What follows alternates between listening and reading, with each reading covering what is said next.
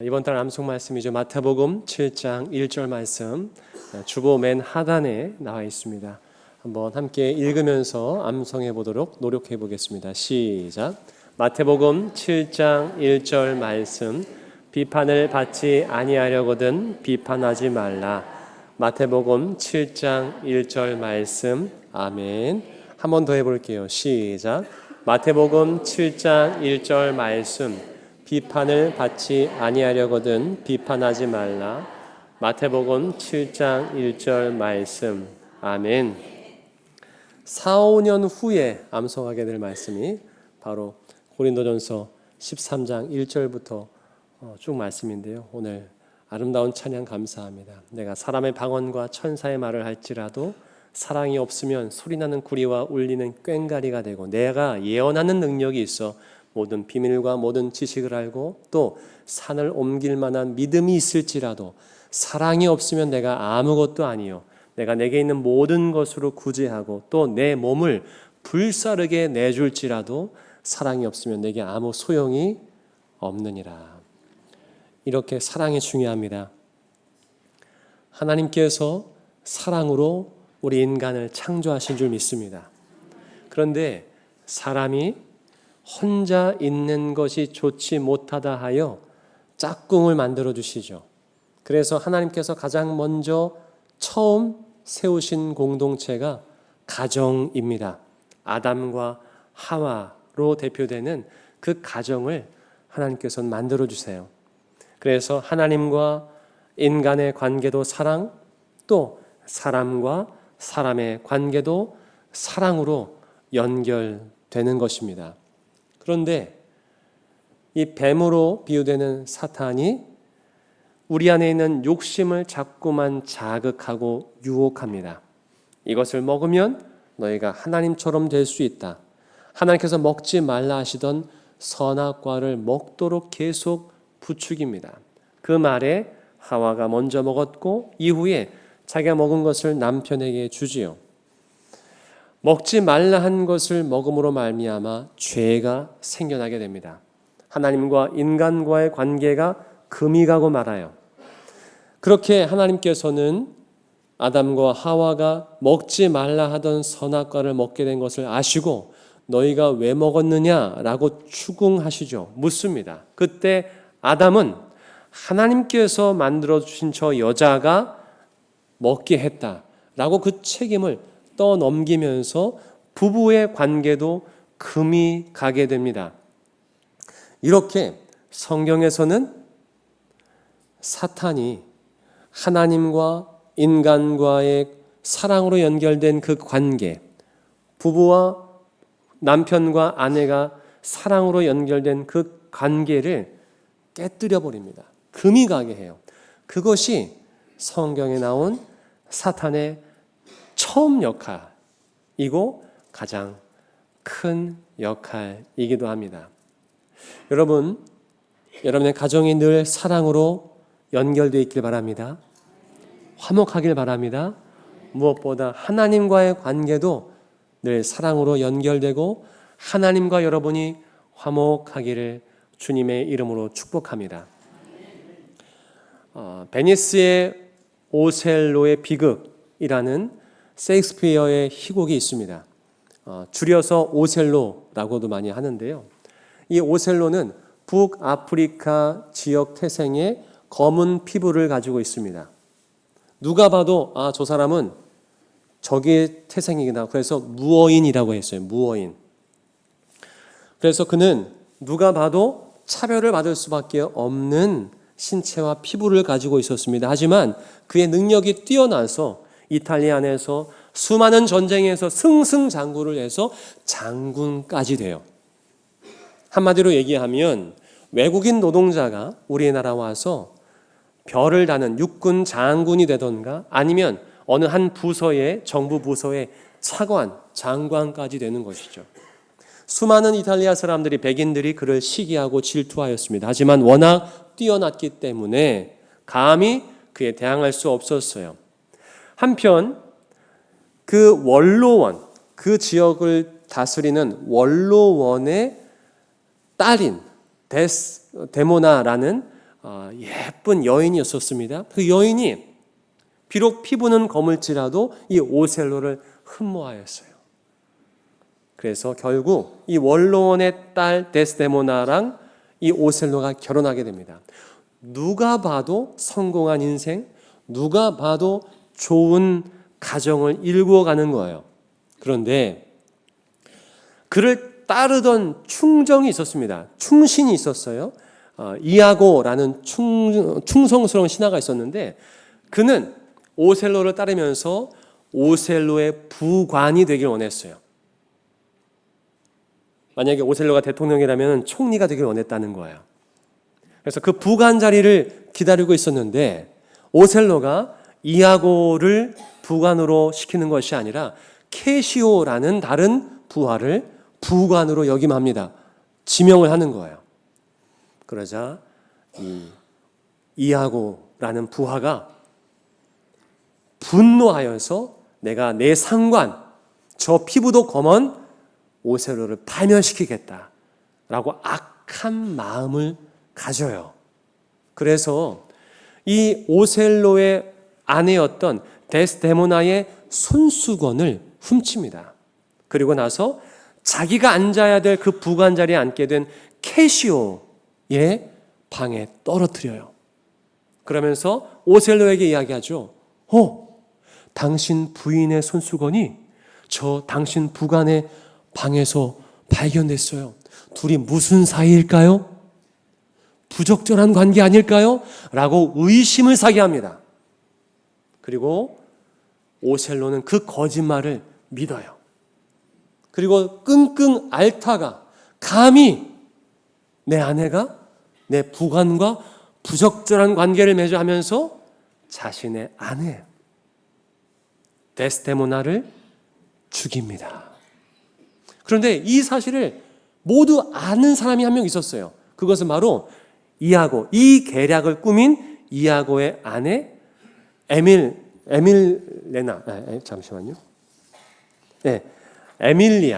에밀리아가 이 사실을 다 알고 있었어요.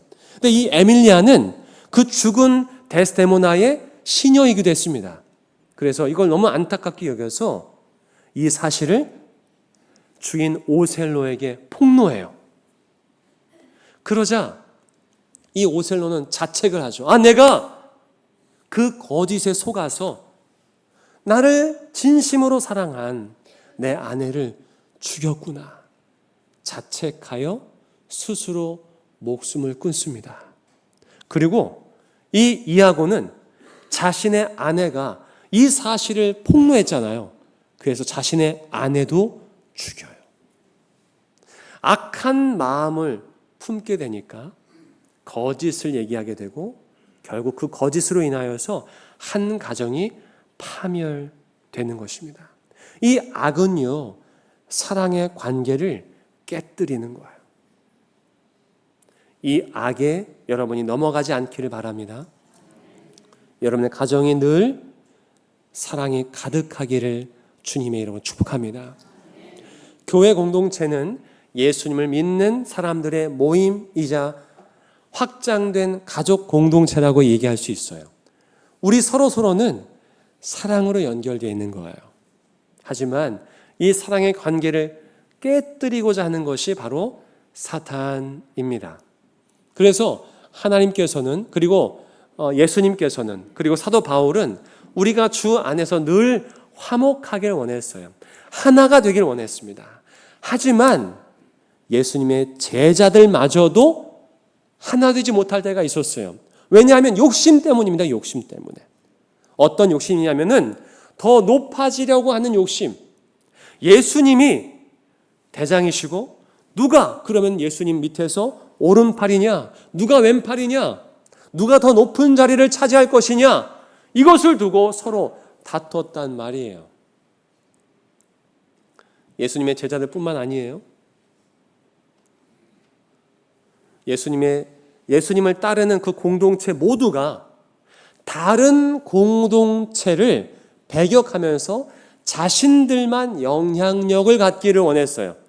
그래서 예수님의 이름으로 어떠한 기적을 베풀어도 그들을 인정하지 않는 거예요. 오히려 너 그런 일 하지 마. 우리만 할 수 있어. 라고 예수님을 따르고자 하는 사람들을 배격하는 것이죠.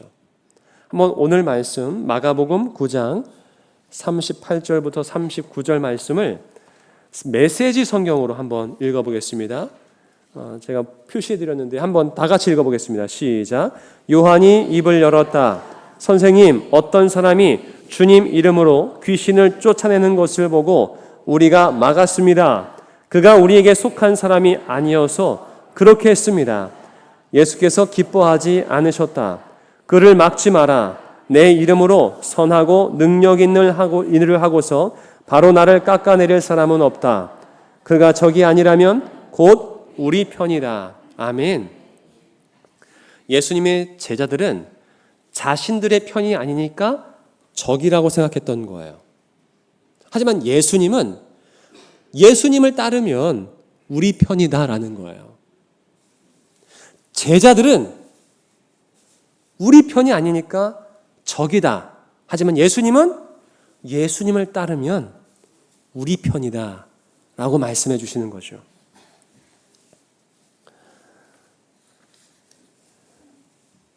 그러면서 이 마태복음 9장의 이후부터는 어떤 말씀을 하시냐면 함부로 정죄하거나 심판하지 말라. 그래서 사람들을 상처 주는 일을 하면 안 된다라고 얘기하세요. 그러면서 마태복음 9장의 마지막 결론으로 50절 말씀에서 이렇게 말씀합니다. 제가 한번 읽어볼게요. 마가복음 9장 50절 말씀입니다. 소금은 좋은 것이로되 만일 소금이 그 맛을 잃으면 무엇으로 이를 짜게 하리요? 너희 속에 소금을 두고 서로 화목하라 하시니라. 아멘. 소금은 맛을 내고 물건을 부패하는 것을 막는 역할을 합니다. 그래서 예수님께서는 우리를 일컬어서 너희는 세상의 소금이다라고 해요. 세상에서 맛을 내는 사람들, 세상에 썩어져 가는 것을 막는 사람들이라는 것이죠. 자, 그런데 예수님께서는 우리를 세상의 소금이라는 것뿐만 아니라 너희가 서로 소금을 두어라라는 거예요. 서로에게 소금이 되어라라는 것입니다. 이해하셨습니까? 이것을 카리스 주석에서는 이렇게 얘기해요. 소금의 맛을 내는 것을 이렇게 말하는데 소금을 치는 것은 섬김을 위한 자기 희생, 겸손, 사랑, 남을 자신보다 낮게 여김, 절제와 경건 등으로 나타내는 삶의 행위라고 할 수 있다. 즉 세상 속에서 우리가 자신을 희생하고 이웃을 섬기며 이웃을 나보다 낮게, 지읒이 아니라 시읒입니다. 이웃을 나보다 더 높은 존재로 여기면서 겸손히 행함을 통하여서 이 세상에서 맛을 내고 이 세상에 부패하는 것을, 썩어져가는 것을 막으라고 말씀하신 거지만 더불어서 너희끼리도 서로 소금의 역할을 하라는 거예요. 너희끼리도 서로 희생하고 서로를 존중하며 서로에게 사랑과 겸손으로 대하며 마지막에 서로 화목하라라고 말씀하시는 거죠. 그냥 화목하는 것이 아니라 너희가 세상 속에서 소금의 역할을 하는 것처럼 너희끼리도 소금의 역할을 해라 라고 말씀하시는 것입니다.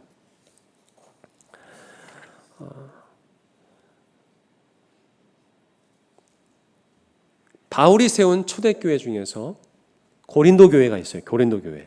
이 고린도는 항구가, 큰 항구가 2개나 있습니다. 물류의 중심 도시예요. 이탈리아 물류의 중심 도시가 당시에 고린도였습니다. 그래서 수많은 민족들이, 수많은 사람들이 이곳에 와서 물건을 팔았고 장사를 했고 수많은 사람들이 이주해서 살았어요. 수많은 민족이 있었던 만큼 그들 각자가 섬기는 신전들이 많이 세워졌겠죠. 그 틈바구니 속에서 교회가 있는 거예요. 여러분, 저 강남 막 단란주점들이 즐비해 있는 곳 한복판에 상가에 교회가 있다고 해보세요. 믿음 지키는 게 쉬울까요? 어려울까요? 어렵죠. 마찬가지로 수많은 우상 신전들이 있는 그곳에서 믿음을 지키는 것이 얼마나 힘들었겠어요. 그래서 이 고린도 교인들이 서로 힘을 합쳐서 여러 가지 신앙적인 문제들, 또 여러 가지 어려움들을 극복해야 하는데도 불구하고 들어보니까 그런 어려움 속에서 아예 싸우고 있는 거예요. 편가르기를 하고 있었던 것이죠.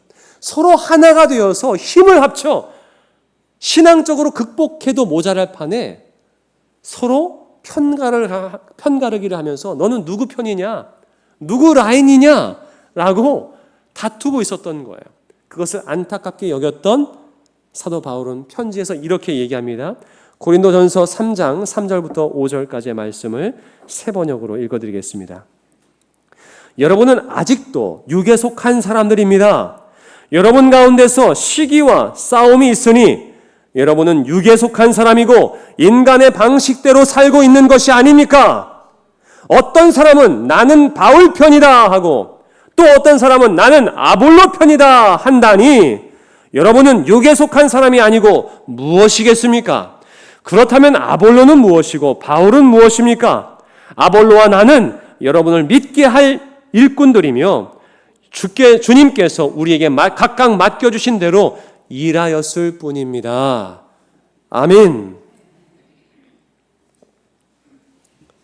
예전에는요, 한국교회에서 지금도 그렇지만 원로 목사 편이냐 아니면 현재 담임 목사 편이냐 라는 것 때문에 내홍을 겪기도 했어요. 근데 지금은 진보냐 보수냐 라는 이념 갈등으로 인하여 교회 안팎으로 갈등을 겪고 있습니다. 이에 대해 스캇 소울즈 목사님, 그가 쓴 선에 갇힌 인간, 선밖의 예수에서 그는 이렇게 말해요. 그 스캇 소울즈 목사님은 미국에서도 보수주의자들 또한 복음주의자들이 존경했던 팀 켈러, 얼마 전에 작고하셨는데요. 팀 켈러 목사님과 함께 사역을 했던 장로교 목사님입니다. 그가 이렇게 얘기해요. 정치적 파벌주의는 하나님의 영을 거스르는 것임을 알아야 한다. 빌라도를 압박해서 바라바 대신 예수님을 십자가에 못 박게 만든 자들이 바로 파벌주의적인 군중이었다. 그들은 예수님의 완벽한 인격에 흠집을 낸 뒤에 무고한 그분을 처형하고 진짜 범죄자인 바라바는 풀어주었다. 이것이 파벌주의의 본질이다. 파벌주의에 빠지면 자기 파벌의 장점을 부풀리는 한편 상대 파벌의 실제 단점을 부풀리거나 없는 단점을 조작한다. 아울러 자기 파벌의 약점은 무시하는 동시에 상대 파벌의 강점을 무시한다. 정치적 진실 조작은 심지어 기독교계 안에서도 분열을 낳고 있다. 미국 교회에서도 이런 현실들이 있다는 건데 지금 한국 교회에서도 이런 현실들이 벌어지고 있는 것이 사실입니다.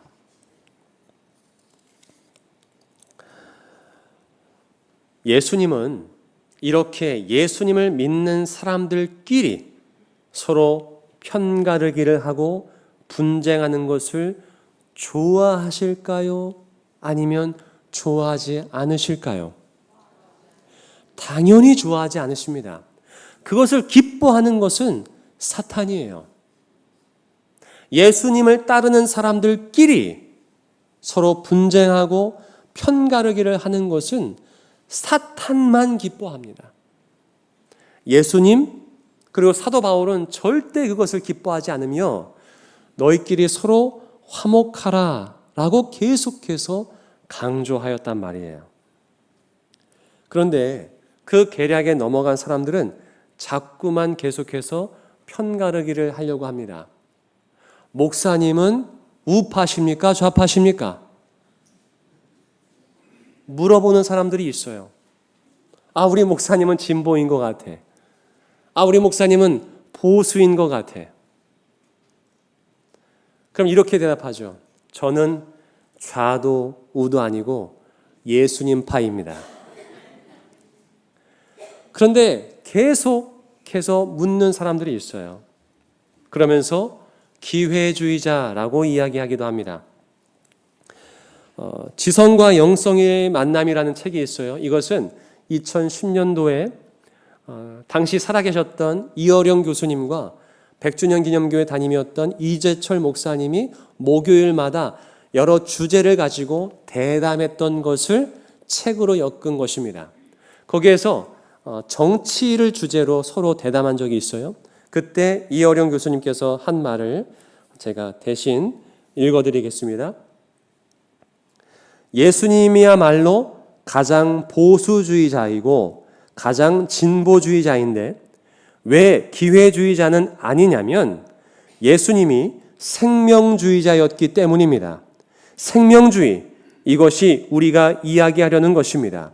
생명을 아는 사람이라면 어느 누구와도 대화가 되고 끌어안을 수 있고 같이 눈물을 흘려줄 수 있습니다. 기독교가 강한 이유가 생명 공동체라서 그래요. 이해 집단이 되면 어떤 공동체라도 분열되고 싸웁니다.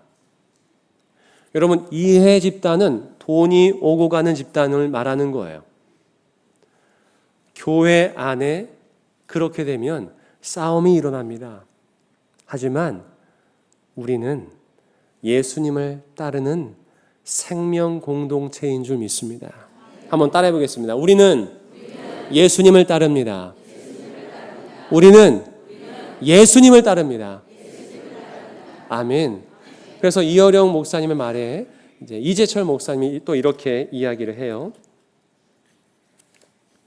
계속해서 읽어드리겠습니다. 크리스천 개개인은 정치적인 활동을 할 수 있고 해야 하지만 그러나 교회와 기독교의 이름으로 정치에 개입하는 것은 비성경적이라고 저는 생각합니다. 물론 반대 의견인 분도 있을 수 있지만 저는 민주당 성향만을 지닌 교인들만 있는 교회는 보편적인 교회가 아니라고 생각합니다. 반대로 한나라당 성향만 지닌 교인들만 있는 교회도 주님의 교회일 수 없습니다. 보편적인 주님의 교회는 주님의 그늘 밑에 극보수주의자인 세리 마태와 급진주의자인 열심당의 시몬이 함께 있었듯 민주당 성향도 있어야 하고 한나라당 성향도 있어야 하고 좌와 우가 그리스도 안에서 함께 어우러질 때 가능합니다. 라고 이재철 목사는 얘기합니다. 제가 수많은 가정을 봐왔지만 수많은 가정을 신방하고 위해서 기도했지만 그 어떤 가정도 남편이 또 아내가 각각 다른 당을 지지한다고 해서 이혼한 가정은 한 번도 본 적이 없어요. 서로 외도를 해서 이혼한 가정은 보았지만 다른 당을 지지한다고 해서 이혼하는 가정은 본 적이 없습니다. 혹시 그런 가정을 봤으면 저한테 알려주세요. 왜냐하면 사랑이 더 위이기 때문입니다. 이제 설이 되어서 여러분들의 자녀들이 부모님들을 뵈러 올 겁니다. 그런데 여러분들도 아실 거예요. 자녀들 중에 내가 지지하지 않는 당을 지지하는 자녀들이 있어요, 없어요? 있어요. 그렇다면 여러분들은 꼴 보기 싫으니 이번 설에 올라오지 말라 하고 말하시는 분 계세요? 아무도 안 계세요. 왜냐하면 사랑이 더 위기 때문입니다. 이해하셨어요? 아까 전에도 우리 성가대가 사랑이라고 했는데 너무 또 오늘 말씀하고 잘 맞아요. 사랑은 모든 것을 덮습니다. 예수님의 사랑으로 하나 되는 여러분의 가정, 또 우리 교회, 또 한국교회 될 수 있기를 주님의 이름으로 축복합니다. 예수님께서 십자가에 죽으신 이유는 하나님과의 관계가 단절됐던 우리와 하나님을 다시 화목케 하기 위함이었어요. 다시 예수 그리스도의 사랑으로 연결시켜 주시기 위해서, 다시 잃어버렸던 하나님의 자녀의 신분을 회복하기 위해서 예수님께서 십자가에서 죽으신 겁니다. 더불어서 우리가 예수님 안에서 하나 되게 하기 위해서 십자가에서 죽으셨다라고 예수님은 말씀하세요. 요한복음 11장 52절 말씀을 다 같이 한번 읽겠습니다. 시작. 또 그 민족만 위할 뿐 아니라 흩어진 하나님의 자녀를 모아 하나가 되게 하기 위하여 죽으실 것을 미리 말함이러라. 아멘. 예수님께서 직접 말씀하신 거예요. 흩어진 자녀들을 모아 서로 하나 되게 하기 위해서 죽는 것이다 라고 예수님은 말씀하십니다. 더불어서 이후에 요한복음 17장에 보면 예수님이 유언과도 같은 말씀하시며 하나님 아버지께 간절히 기도하는 장면이 나와요. 그 기도문, 예수님께서 하나님께 간절히 바랐던 그 기도의 내용을 한번 읽어볼 텐데요. 요한복음 17장 11절 그리고 21절부터 23절까지의 말씀을 다 같이 천천히 읽어보겠습니다. 시작. 나는 세상에 더 있지 아니하오나 그들은 세상에 있사옵고 나는 아버지께로 가옵나니 거룩하신 아버지여 내게 주신 아버지의 이름으로 그들을 보전하사 우리와 같이 그들도 하나가 되게 하옵소서. 아버지여 아버지께서 내 안에 내가 아버지 안에 있는 것 같이 그들도 다 하나가 되어 우리 안에 있게 하사 세상으로 아버지께서 나를 보내신 것을 믿게 하옵소서. 내게 주신 영광을 내가 그들에게 주었사오니 이는 우리가 하나가 된 것 같이 그들도 하나가 되게 하려 함이니이다.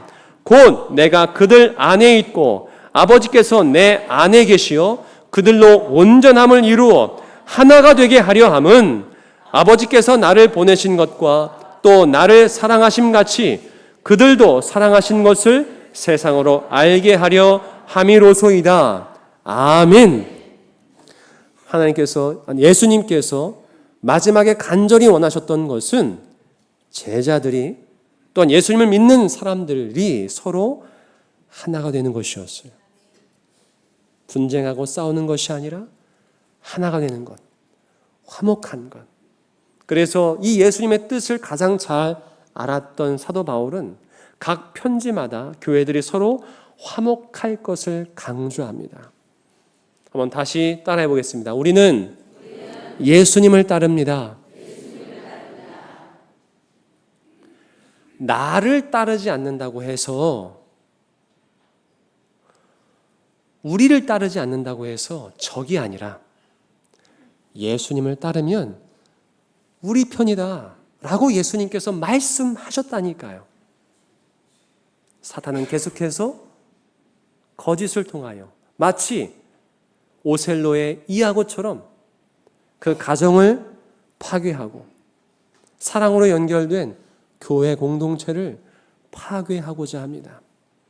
이 사단의 계략에 우리가 넘어지지 않고 더욱더 예수님의 뜻과 그 죽으심에 감사함으로 서로를 소금과 같이 희생과 겸손과 낮아짐과 사랑으로 화목하게 되기를 힘쓰는 저와 여러분 될 수 있게 바랍니다.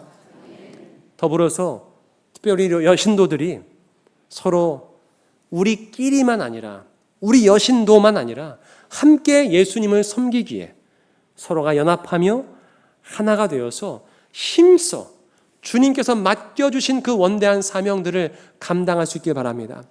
하나님께서 우리 모두에게 주신 사명이 무엇입니까?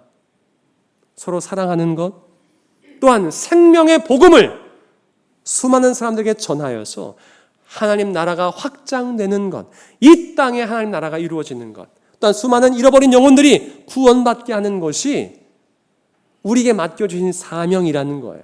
그것을 하나가 되어 힘써서 이루어야 하는데 사탄은 계속해서 우리 안에 분탕질을 내어 기독교를 신뢰하지 못하게 하고 교회를 신뢰하지 못하게 하고 또 그 일을 힘있게 추진하지 못하도록 우리를 지금 방해하고 있다는 것을 영의 눈을 떠서 바라볼 수 있는 저와 여러분 될 수 있기를 바랍니다.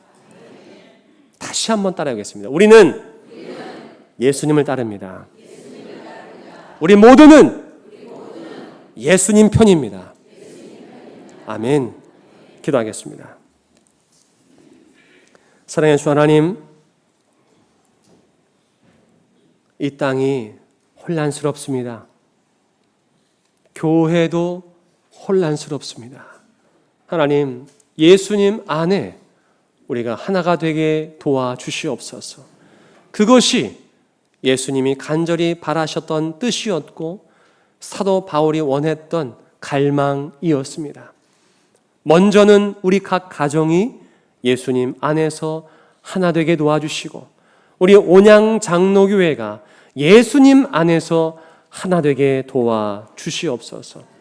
또한 우리 한국교회가 예수님을 따르며 함께 예수님께서 맡겨주신 그 생명을 힘있게 전하며 남과 북이 통일되는데 함께 힘써 기도하며 그 일을 주도적으로 해나갈 수 있도록 도와주시고 또한 전쟁으로 어그러진 수많은 나라들을 위해서 기도하며 평화를 누리는 또한 평화를 이루는데 힘쓰는 우리 모든 그리스도인들 삼아 주시옵소서.